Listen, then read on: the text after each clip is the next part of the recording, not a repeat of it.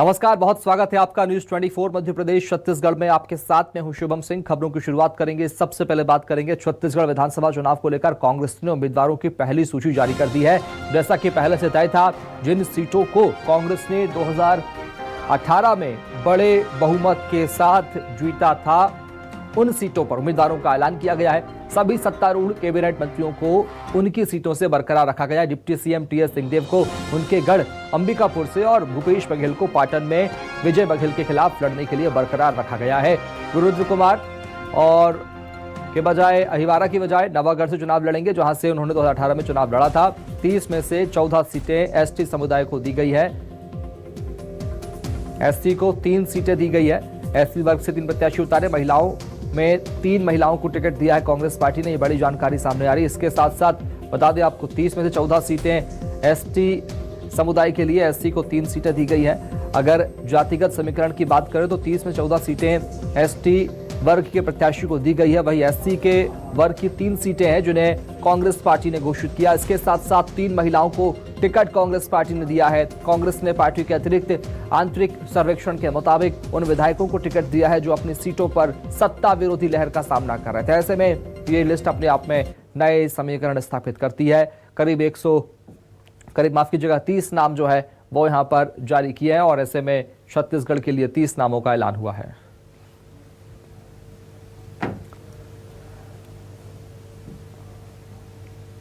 तो आपको बता दें, सीएम भूपेश बघेल जो है वो पाटन से चुनाव लड़ेंगे। और बता दें आपको, 2003 से सीएम भूपेश बघेल ने प्रतिनिधित्व यहां पर किया था और अंबिकापुर से टीएस सिंहदेव को टिकट कांग्रेस पार्टी ने दिया है। ये पहली सूची में नाम जारी किए गए। इसके साथ साथ अमरजीत भगत को सीतापुर से प्रत्याशी कांग्रेस पार्टी ने बनाया है। इसके अलावा अगला नाम जो है इस सूची में वो है चरणदास महंत का। विधानसभा के अध्यक्ष भी हैं, सख्ती से चुनाव लड़ेंगे। ये बड़ी जिम्मेदारी इन्हें सौंपी गई है। इसके साथ साथ अगला नाम इस सूची में जो है वो निकलकर सामने आया है। आपको बता दें, सीएम भूपेश बघेल पाटन से लड़ेंगे विजय बघेल के खिलाफ। चरणदास महंत सख्ती से विधानसभा चुनाव लड़ेंगे। फिलहाल वर्तमान विधानसभा में अध्यक्ष भी है। इसके साथ साथ आपको बता दें, अमरजीत भगत सीतापुर से लड़ेंगे, चरणदास महंत सख्ती से लड़ेंगे, सीएम भूपेश बघेल पाटन से लड़ेंगे और इसके साथ साथ डिप्टी सीएम टीएस सिंहदेव उनके गढ़ अंबिकापुर से ही लड़ेंगे। शिव कुमार डहरिया सरकार में मंत्री हैं, वो भी लड़ेंगे। अनिला भेड़िया डोंडी लोहारा से विधानसभा चुनाव लड़ेंगी, उन्हें टिकट दिया गया है डोंडी लोहारा विधानसभा सीट से। इसके बाद ताम्रध्वज साहू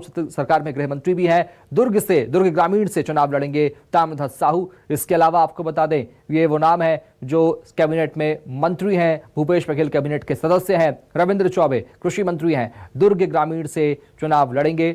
ये साजा से चुनाव लड़ेंगे। बड़ी जानकारी सामने आ रही है। इसके साथ साथ आपको बता दें, ये वो नाम है मोहम्मद अकबर। ये और आपको बता दें, ये जो नाम है वो कांग्रेस पार्टी ने जारी कर दिए हैं। 30 नाम जो है वो यहां जारी किए हैं। पहली सूची जारी कर दी गई है। इसमें सीएम भूपेश बघेल को पाटन से प्रत्याशी बनाया गया है और तमाम कैबिनेट के वो मंत्री हैं जो भूपेश बघेल कैबिनेट में मंत्री हैं, उन्हें जिम्मेदारी सौंपी गई। उन्हें टिकट यहां पार्टी ने दिया है। दीपक बैज छत्तीसगढ़ कांग्रेस के अध्यक्ष हैं। चित्रकूट से उन्हें पार्टी ने उम्मीदवार बनाया है। ये वो बड़ा नाम है। ऐसे में कवासी लखमा कोंटा से विधानसभा का चुनाव लड़ेंगे। बस्तर से आते हैं और कोंटा से इन्हें विधानसभा चुनाव पार्टी लड़ा रही है। छत्तीसगढ़ कांग्रेस कमेटी के ये बता दें आपको, कांग्रेस पार्टी ने ये नाम घोषित किए हैं, जिसमें विक्रम मंडावी का नाम बीजापुर से कांग्रेस पार्टी ने जारी किया है। विक्रम मंडावी बीजापुर चुनाव लड़ेंगे। इसके साथ साथ आपको बता दें, जो अगला नाम है वो ये कि सीएम भूपेश बघेल पाटन से, टीएस सिंहदेव अंबिकापुर से और बता दें आपको कवासी लखमा सरकार में मंत्री है,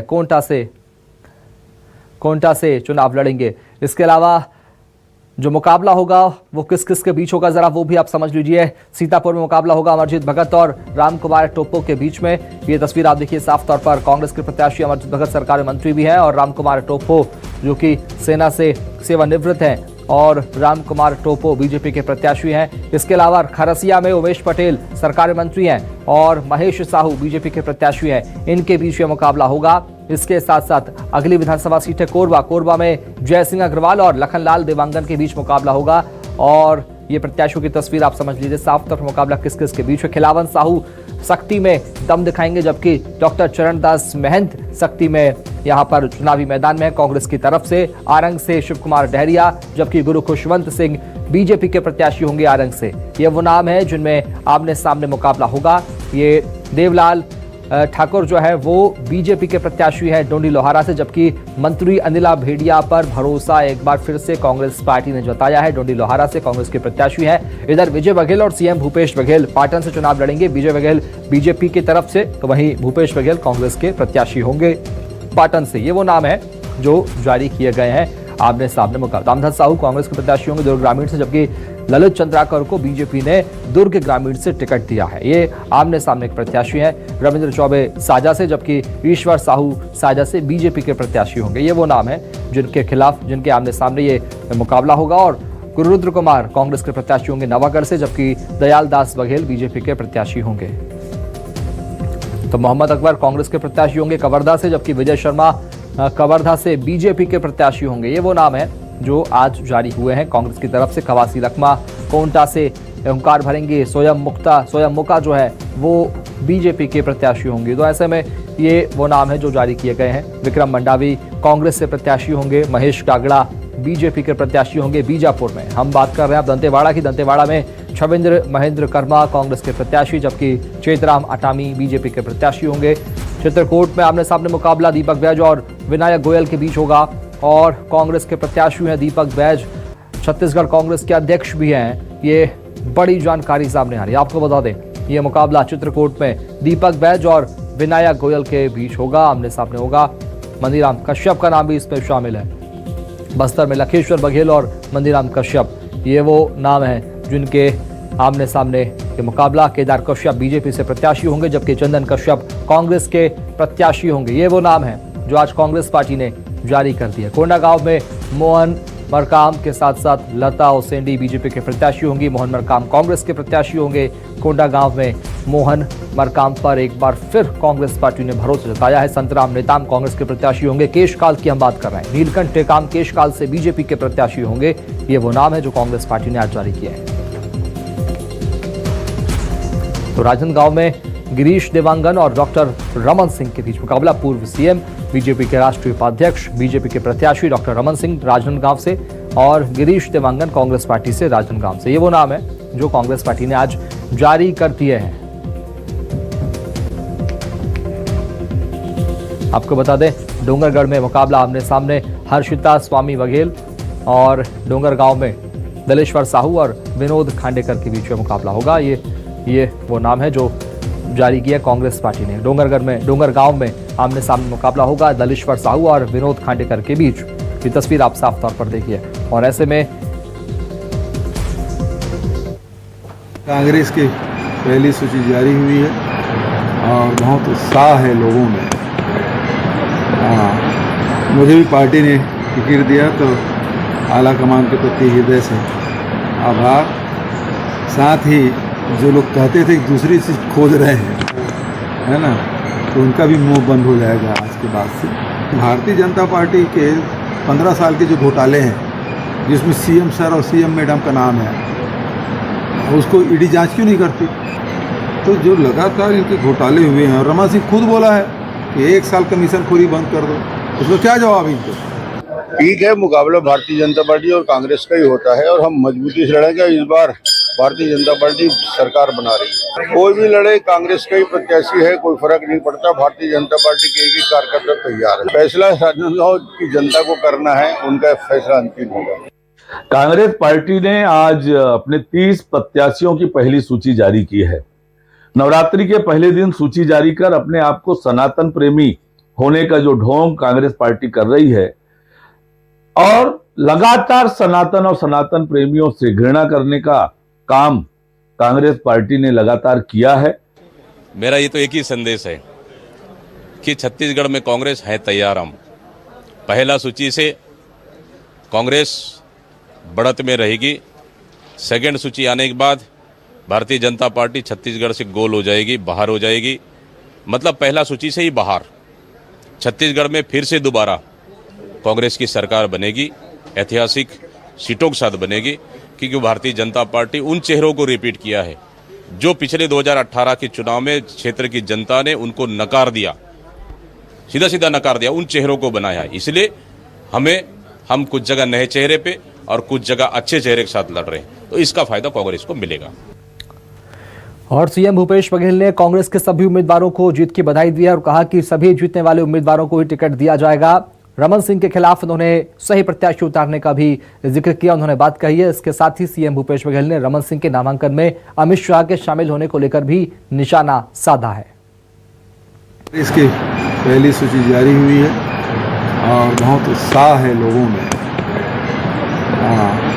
मुझे भी पार्टी ने टिकट दिया तो आला कमान के प्रति हृदय से आभार। साथ ही जो लोग कहते थे कि दूसरी चीज़ खोज रहे हैं, है ना, तो उनका भी मुंह बंद हो जाएगा आज के बाद से। भारतीय जनता पार्टी के 15 साल के जो घोटाले हैं, जिसमें सीएम सर और सीएम मैडम का नाम है, उसको ईडी जांच क्यों नहीं करती? तो जो लगातार इनके घोटाले हुए हैं, और रमन सिंह खुद बोला है कि 1 साल कमीशन खोरी बंद कर दो, उसमें क्या जवाब इनको? यहाँ तक कि गिरीश देवांगन जी एक कार्यकर्ता के रूप में अपने राजनीतिक जीवन की शुरुआत की और महामंत्री बने और खनिज विकास निगम के अध्यक्ष भी बने। लगातार उनकी सक्रियता राजनांदगांव जिले में, खैरागढ़ में लगातार बनी रही है। तो सर्वे भी नाम में हुआ तो सबसे जो अधिक अंक मिले उसमें गिरीश देवांगन जी का है। पिछले समय तो योगी आदित्यनाथ आए थे, सरकार गई थी। इस समय शाह जी आ रहे हैं। वैसे शाह जी आएंगे नहीं आएंगे इसका भी कोई भरोसा नहीं, क्योंकि उनका कार्यक्रम बनता है और निरस्त हो जाता है। देखिए, गुरु गोसाई का प्रभाव पूरे प्रदेश में रहता है। पहले वो आरंग से लड़े थे, पिछले समय फिर निवाड़ा से लड़े, अब नवागढ़ जा रहे हैं, तो उनका तो असर है पूरे प्रदेश में रहता है। और कोंडागांव विधानसभा क्षेत्र से मंत्री मोहन मरकाम चुनाव लड़ेंगे। मोहन मरकाम यहां से चौथी बार चुनाव लड़ने जा रहे हैं, जिन्होंने उसमें 2 बार जीत मिली जबकि 1 बार हार मिली है। बीजेपी ने यहां उनके मुकाबले लता उसेंडी को उतारा है। अपने आप में ये अहम सीट हो जाती है कोंडागांव, और मोहन मरकाम यहां से विधानसभा का चुनाव लड़ेंगे। कांग्रेस ने अपनी आज पहली सूची जारी कर दी है।